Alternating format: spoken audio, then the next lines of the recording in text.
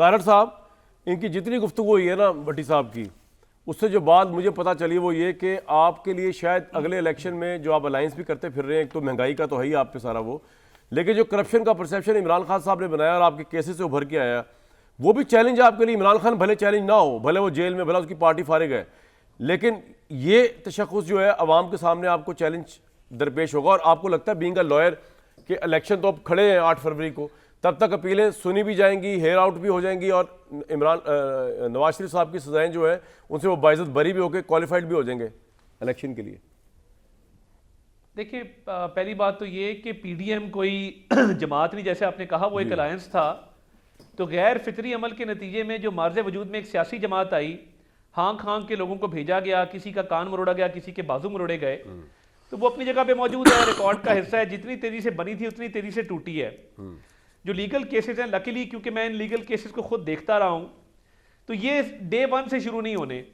یہ جو اپیلز ہم نے دائر کی تھی ان کو تقریباً 5 سال ہو چکے، اور بیٹے سے تنخواہ نہ لینے پر نکالا جانا ہو، یا شوکت عزیز صدیقی کی سٹیٹمنٹ ہو کہ جی محنت ضائع ہو جائے گی، یا ارشد ملک کی ویڈیو ہو جس بھونڈے طریقے سے میاں نواز شریف کا ٹرائل کیا گیا اور پولیٹیکل وکٹمائزیشن کی گئی، پرسیکیوشن کی گئی پروسیکیوشن کی جگہ، وہ پوری قوم نے دیکھی. اور قصور کیا تھا؟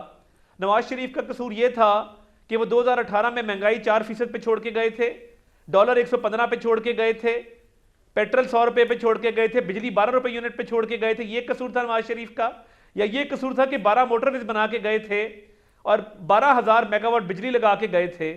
قصور کیا تھا جس کی بنیاد پہ اتنی بڑی سزا دی گئی ایک لاڈلے کو لانے کے لیے، جس نے ریاست کو بھی تباہ کیا، 9 مئی کے حملے بھی کیے، معیشت کو بھی تباہ کیا، مہنگائی کو ڈبل فگرز میں لے گیا؟ ہم نے تو 16 ماہ میں جو بوجھ اٹھایا ہے ملک کو ڈیفالٹ سے بچایا. اب اپیلوں پہ آ جائیں.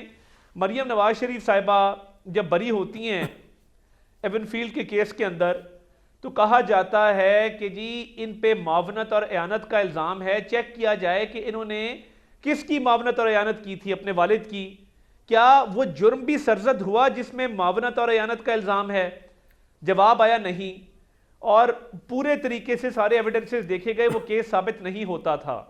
ہمارے پاس بڑا سٹرونگ پریسیڈنٹ العزیزیہ میں تو العزیزیہ کیس تو سٹینڈ کرتا ہے سر، اور ایون فیلڈ کا بھی ابھی اسلام آباد میں نواز شریف صاحب کا میرٹ پہ فیصلہ ہونا ہے باقی. ابھی کامران بھائی ایک سوال العزیزیہ کا جو کیس ہے، طاہر صاحب اگر آپ اجازت دیں آپ سے سوال پوچھنا چاہ رہے ہیں. بھٹی صاحب نے ویسے بھی اب نون لیگ کو ووٹ دینا اگلے الیکشن میں، تو یہ سوال ایک نہیں 2 کر لیں. چلیں بھٹی صاحب کوئکلی پوچھیں.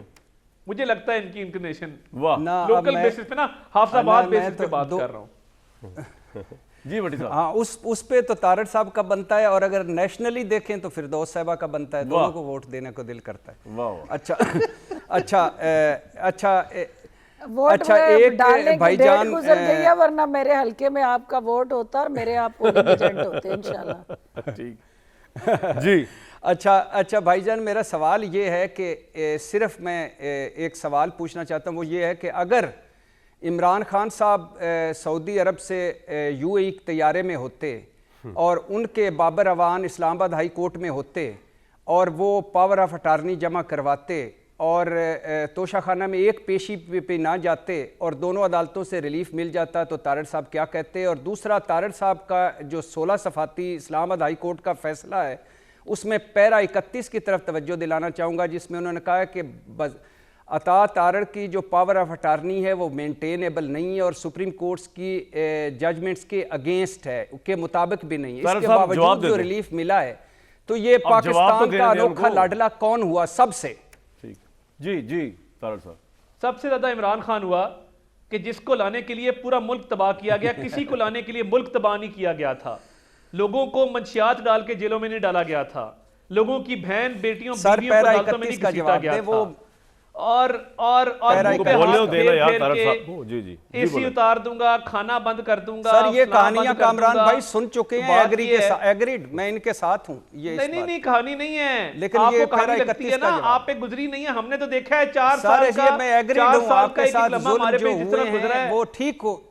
یہ کہانی نہیں ہے، آپ کو فسانہ لگتی ہے. طارق صاحب کو سن لیں یار، بھٹی صاحب ایک منٹ. ترک میدان میں کہانی ہے تو کہانی صحیح سنائی جائے. جس طرح سے یہ کہانی ہے نہیں، یہ کہانی لگتی ہوگی، یہ ہے نہیں. کیونکہ جس شخص نے جس شخص کو لانے کے لیے یہ سارا کام کیا گیا تھا، میاں نواز شریف پہ تو کیس بنتا ہی نہیں تھا، بیٹے سے تنخواہ نہ لینے پہ نااہلی نہیں بنتی تھی، اور نہ ہی یہ پاناما والی جی آئی ٹی نے جو بھونڈی فائنڈنگز دے کے ڈے ٹو ڈے ٹرائل چلا کے ملک کی تاریخ میں واحد کیس ہے. یہ میرا دعویٰ ہے. عمران خان کا بھی کوئی کیس ڈے ٹو ڈے نہیں چلا روزانہ کی بنیادوں پہ، اس کو بھی ہفتے ہفتے کی تاریخ ملتی رہی ہے. اور مریم نواز شریف صاحبہ پبلک آفس ہولڈر نہیں تھی. تو یہ اصل میں ہوا ہے، اتنی بدترین مثال ہے پولیٹیکل وکٹمائزیشن تو کی. طارق صاحب ان شارٹ 8 فروری سے پہلے نواز شریف صاحب اہل ہو جائیں گے قانونی طور پہ سپریم کورٹ سے؟ آپ کو شاید یہ کہانی اس لیے لگ کامران رہی ہے، بھائی میرا سوال، میرا رول تھا بطور اسپیشل، وہ جو انہوں نے کہا آپ کی مینٹینیبلٹی پہ جو بات کی ہے طارق صاحب کی، یہ سوال اور جواب کے اندر الجھنے کی بجائے میں میڈم ایک سیکنڈ میں آ رہا ہوں آپ کے پاس. مینٹینیبلٹی کا جواب دیتے ہیں سر. جب غیر موجودگی میں بیل اپلائی کی جاتی ہے، پروٹیکٹیو بیل، تو وہ اسپیشل اٹارنی کے تھرو کی جاتی ہے.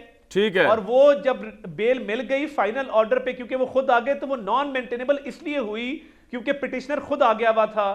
اور یہ کیس اس طرح نہیں ہے. آپ کا پوائنٹ آ گیا جی، خانہ کا کیس آپ کا پوائنٹ آ گیا طارق صاحب. یہ اپیلیں، یہ نہیں العزیزیہ والا سن لیں نا. العزیزیہ کا کیس تقریباً آدھا سنا جا چکا تھا. سر آپ جیتے ہوئے ہیں، آپ چھوڑ دیں، آپ چل رہی فیصلہ جیتے ہوئے ہیں. جس طرح میں ابھی مہر صاحب کی باتوں میڈم سے دیکھیں، اپیل صرف کمپلیٹ ہونی ہے. اب پوائنٹ آ گیا میڈم. پہلے ایک مختصر سوال ہے، پھر ڈیٹیل سے ایک سوال ہے، اکٹھی پوچھوں گا، لیکن جواب پہلے کا مختصر دے دیں بے شک. آپ کو لگتا ہے کہ نواز شریف صاحب 8 فروری سے پہلے ٹوٹلی اہل ہو کے آ جائیں گے الیکشن میں؟ پہلی بات تو یہ ہے کہ جو بار بار ایک ٹرم چہیتا، لاڈلا، آنکھوں کا تارا، یہ وہ ساری ٹرمز الٹیمیٹلی ان جماعتوں نے شروع کی، چلائی، جنہوں نے عوام کو دن میں تارے دکھائے. اب جب دن میں تارے عوام نے دیکھ لیے تو آپ ان کو کیا اس پاکستان کے عوام کو بیوقوف سمجھتے ہیں؟ کیا آپ ان کو گمراہ کرنے میں کامیاب ہو جائیں گے؟ کیا آپ یہ اس بات پہ کنونسڈ ہیں کہ جو عوام کے سامنے حقائق اور جو ڈیٹا بینک ہے اس کو آپ اکنامک محاذ پہ دیکھیں، پولیٹیکل اس پہ دیکھیں؟ کون گمراہ کر رہا ہے عوام کو اس وقت؟ دیکھیں یہ ایک میڈم کھل کے بولے، آپ کھل کے بولتی اچھی لگتی ہے مجھے. کامران میں یہ سمجھتی ہوں کہ جو تاڑڑ صاحب نے مظلومیت کی داستان بیان کی، اب آئیے نا آپ. تاڑڑ صاحب کا مظلومیت کا ایجنڈا جو ہے اور بیانیہ جو ہے، تاڑڑ صاحب اب آپ بار بار اس کو بیان نہ کریں، وہ آلریڈی سرٹیفائیڈ ہو گیا کہ آپ مظلوم ہیں. اور یہ سرٹیفکیشن لے کے آپ پاکستان آئے ہیں، اس لیے آپ کو ٹی وی چینلز پہ بیٹھ کے یہ مظلومیت کی داستان کنونس کرنے کے لیے نہیں کرنی چاہیے. ڈیول جو ہے نا وہ کو مجبور کرتے ہیں. آگے آپ کو اس مظلومیت کے بعد اس مظلوم عوام کے ساتھ آپ کیا کرنے جا رہے ہیں اس پہ آیا کریں.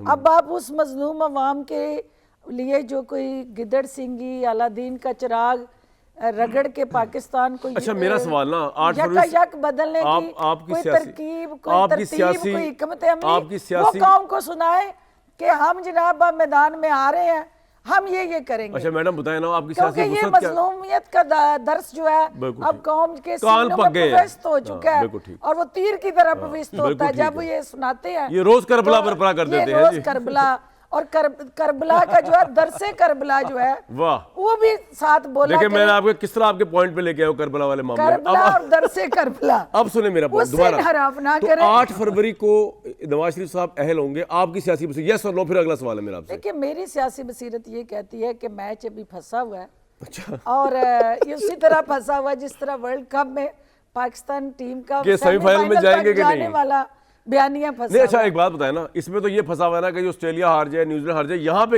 کس لیے پھنسا ہوا ہے؟ دیکھیں اس میں یہ کہ جو الیکشن ایکٹ ہے اس کے مطابق تو جہانگیر ترین صاحب اور نواز شریف صاحب کا جو بڑھیا اپنی پارٹی کے لیڈر کے بارے میں بات کر رہے ہیں، 5 سال کی جو ہماری نااہلی ہے وہ الٹیمیٹلی ختم ہو چکی ہے. اچھا وہ ختم ہو چکی ہے؟ میں کہا شاید آپ کہہ رہی ہیں تا حیات ہے. نہیں وہ ختم ہو چکی ہے.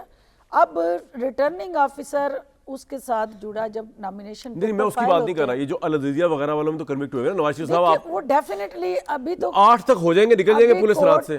ابھی وہ پولیس رات پہ چلنا پڑے گا اور ابھی دلی دورست.